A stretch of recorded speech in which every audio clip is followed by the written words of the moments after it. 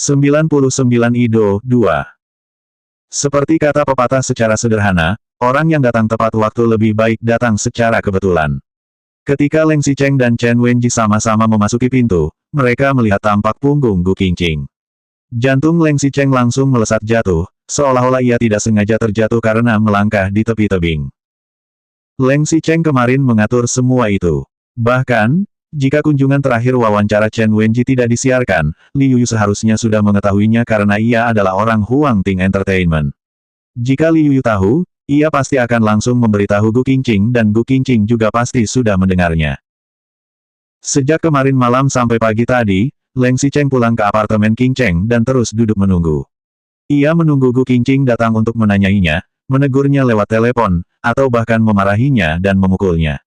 Leng Xicheng ingin Gu Qingqing mengatakan sesuatu padanya. Bahkan jika Gu Qingqing hanya ingin mempertahankan pernikahan mereka di atas kertas tanpa peduli padanya, ia ingin meminta tolong pada Gu Qingqing untuk mengatakan sesuatu padanya. Leng Xicheng telah tiba pukul 9.45 pagi ini dan duduk di dalam mobil. Ia menunggu di jalan yang tidak jauh, tetapi tidak memasuki pintu toko. Chen Wenji tiba lebih awal darinya dan juga menunggu instruksi di mobil asisten pribadinya. Leng Xicheng tidak mempedulikan Chen Wenji, namun ia tetap memegang ponselnya. Setiap 1 atau 2 menit, Leng Xicheng akan mengecek riwayat panggilan dan pesan masuk di ponselnya.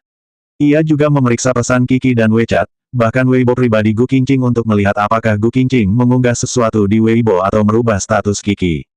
Ia kemudian turut memeriksa catatan transaksi Taobao.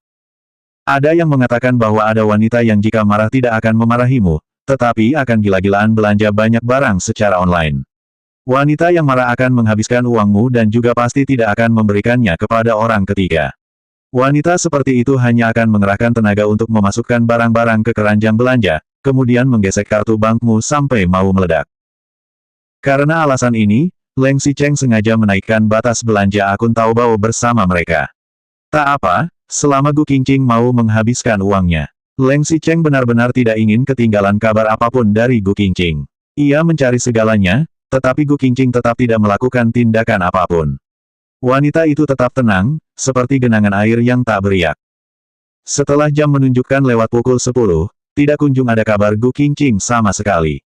5 menit sebelum memasuki Ido, Leng Xicheng masih sedikit khawatir. Apakah ponsel Gu Qingqing kehabisan baterai sehingga dia tidak menelepon secara pribadi untuk menegurku? Atau, mungkin sekarang masih terlalu pagi. Li Yuyu masih belum bangun dan belum memberitahunya soal kemarin. Pikirnya.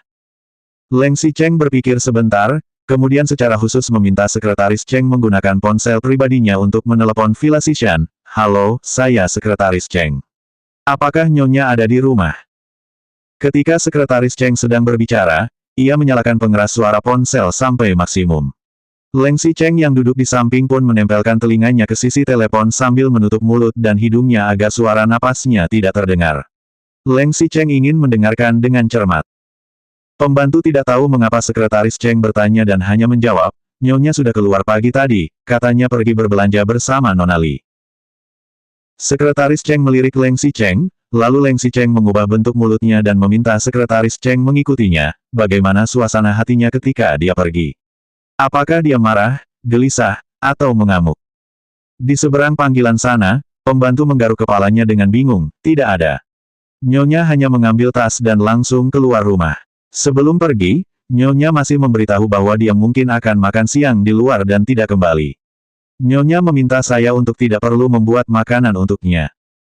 Leng Xicheng sedikit mengernyit, berpikir sejenak, lalu mengubah bentuk mulutnya lagi. Tanyakan apakah dia membawa ponsel dan baterai ponselnya masih ada. Sekretaris Cheng melakukan apa yang Leng Xicheng katakan. Pembantu di villa menjawab, saya juga tidak tahu, tapi biasanya Nyonya selalu membawa ponsel setiap keluar rumah. 100 Ido, 3. Pikiran Leng Xicheng menjadi berantakan dan ia segera menyuruh sekretaris Cheng untuk menutup teleponnya. Kemudian, memeriksa lagi akun Qi milik Gu Qingqing yang ternyata sedang online. Itu berarti ponselnya dalam kondisi hidup dan Gu Qingqing membawanya. Jika Gu Qingqing keluar dengan Li Yuyu pasti telah memberitahunya tentang apa yang terjadi kemarin. Lagi pula, Gu Qingqing membawa ponsel dan bisa kapan saja menelepon Leng Xicheng untuk bertanya langsung padanya. Tetapi, Leng Xicheng telah menunggu begitu lama sampai sekarang. Jangankan memukul Leng Xicheng ataupun menelepon untuk menegurnya, Gu Qingqing bahkan tidak mengirim Leng Xicheng pesan teks, pesan WeChat, ataupun pesan Qi. Tidak ada kata-kata kesedihan sama sekali juga di status Qi dan Weibo. Bahkan, Leng Xicheng khawatir jika Gu Qingqing tidak punya uang sehingga ia diam-diam membuka rekening keluarga agar Gu Qingqing bisa menggunakannya untuk berbelanja. Tetapi, masih tidak ada pergerakan sama sekali.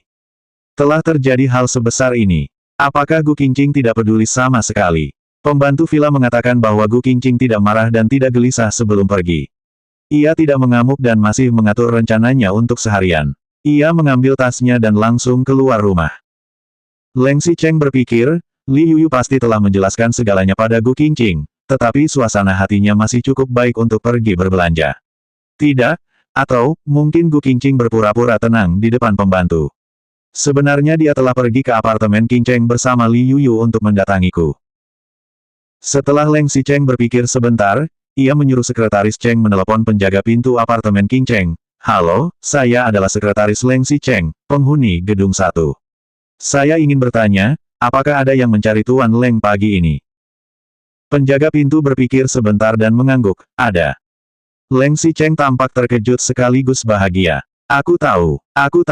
Gu Qingqing pasti tidak setenang seperti ekspresi wajahnya. Dia suka menjaga reputasi dan keras kepala. Ketika di depan pembantu, bagaimana bisa dia menunjukkan bahwa dia tidak dihargai oleh Leng Xicheng dan marah?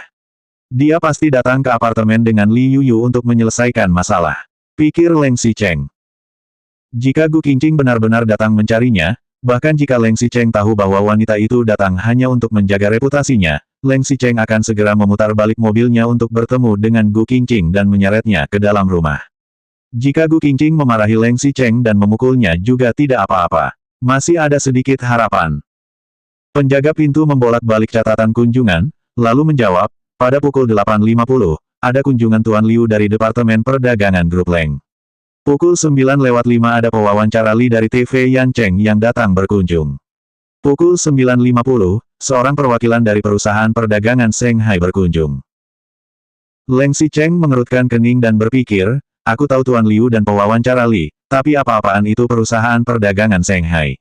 Apakah itu Gu Qingqing dan Li Yuyu yang sengaja menggunakan nama perdagangan Shanghai untuk menyembunyikan identitas mereka yang sebenarnya? Leng Xicheng langsung menjadi bersemangat. Ia bahkan langsung meraih telepon dan segera bertanya, siapa orang dari perdagangan Shanghai? Di mana itu? Penampilannya seperti apa? Penjaga pintu itu jelas terkejut, tetapi ia segera memikirkannya dengan cermat. Mereka sudah pergi, tetapi meninggalkan sesuatu seperti hadiah untuk Tuan dan kami menyimpannya di ruang penerimaan. Jika Tuan kembali, baru Tuan putuskan apakah akan menerimanya atau tidak. Hadiah? Ini apa lagi? Leng Xicheng bertanya dengan sedikit bingung, hadiah apa? Setelah penjaga pintu di sana mencari untuk beberapa saat, ia mengambil bungkusan dan melihatnya. Ada sebuah kotak, sedikit berat, dan permukaannya dibungkus dengan pita jadi saya tidak dapat melihatnya dengan jelas.